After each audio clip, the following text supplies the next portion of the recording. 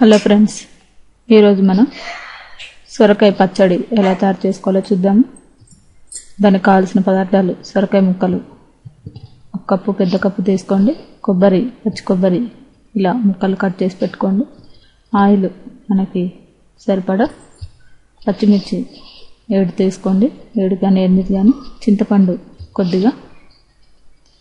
వెల్లుల్లిపాయ ఒక 5 తీసుకోండి. ఉప్పు రుచికి సరిపడా. పెరుగు 1 కప్పు తీసుకోండి. ఎండుమిర్చి 4. కరివేపాకు కొద్దిగా. పోపు దినుసులు 1 స్పూన్ తీసుకోండి. జీలకర్ర 1/2 స్పూను. ఇప్పుడు మనం ముందుగా కళాయి వేడి చేసుకొని దాంట్లో సొరకాయ ముక్కల్ని మెత్తగా ఉడికించుకోండి. ఒక 10 నిమిషాల పాటు వాటర్ వేసి ముందుగా దీన్ని ఉడికించుకోవాలి. ఒక 10 నిమిషాల పాటు. చూసారు కదా, ఇలా కలర్ మారి మనకి ఉడికినట్టుగా తెలుస్తుంది. ఈ వాటర్ అంతా ఇంకిపోయేంత వరకు ఉడికించుకొని ఇవి ఒక సపరేట్ బౌల్లో తీసి పక్కన పెట్టుకోవాలి. చూసారు కదా, ఈ విధంగా చేసిన తర్వాత కొద్దిగా ఆయిల్ వేసుకొని దాంట్లో పచ్చిమిర్చి, ఒక 2 అల్లం ముక్కలు, కొబ్బరి ముక్కలు, అలాగే దీంట్లో కావలసిన వాళ్ళు కొద్దిగా చింతపండు కూడా వేసుకోవచ్చు. కొత్తిమీర వేసుకోండి కొద్దిగా. కరివేపాకు కొద్దిగా. ఒకవేళ పెరుగు పులుపు సరిపోతుంది అనుకుంటే చింతపండు వేసుకోకపోయినా పర్వాలేదు. కావలసిన వాళ్ళు కొద్దిగా వేసుకోవచ్చు.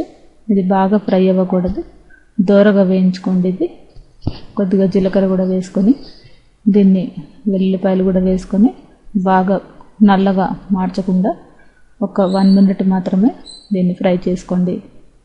చూసారు కదా, ఈ విధంగా మనకి ఉప్పు మిక్సీ జార్లో వేసుకొని ఈ మిశ్రమాలన్నిటిని గ్రైండ్ చేసుకొని ఒక సపరేట్ బౌల్లో తీసి వేరే గిన్నెలో వేసుకోండి. మిక్సీ పట్టిన ఈ మిశ్రమాన్ని ఈ గిన్నెలో వేసుకొని పక్కన పెట్టుకోండి.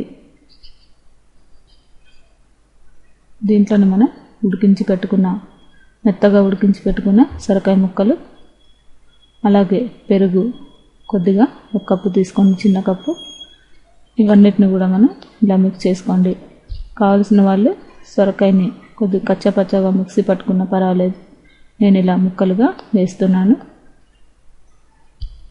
ఇప్పుడు మనం పోపుకి కొద్దిగా ఒక 3 స్పూన్లు కానీ 2 స్పూన్లు కానీ ఆయిల్ వేసుకొని దీంట్లో మినపప్పు, ఆవాలు, జీలకర్ర, కరివేపాకు, అలాగే ఎండుమిర్చి పోపు వేసుకోండి. ఒక 2 నిమిషాలు ఇది ఫ్రై అయితే సరిపోతుంది. చూసారు కదా, ఈ విధంగా మనకి ఫ్రై అయిన తర్వాత ఈ పోపుని మనం ఈ సొరకాయ పచ్చడిలో వేసుకుంటే మనకి ఎంతో రుచికరమైన సొరకాయ పచ్చడి మనకి రెడీ అయినట్టే.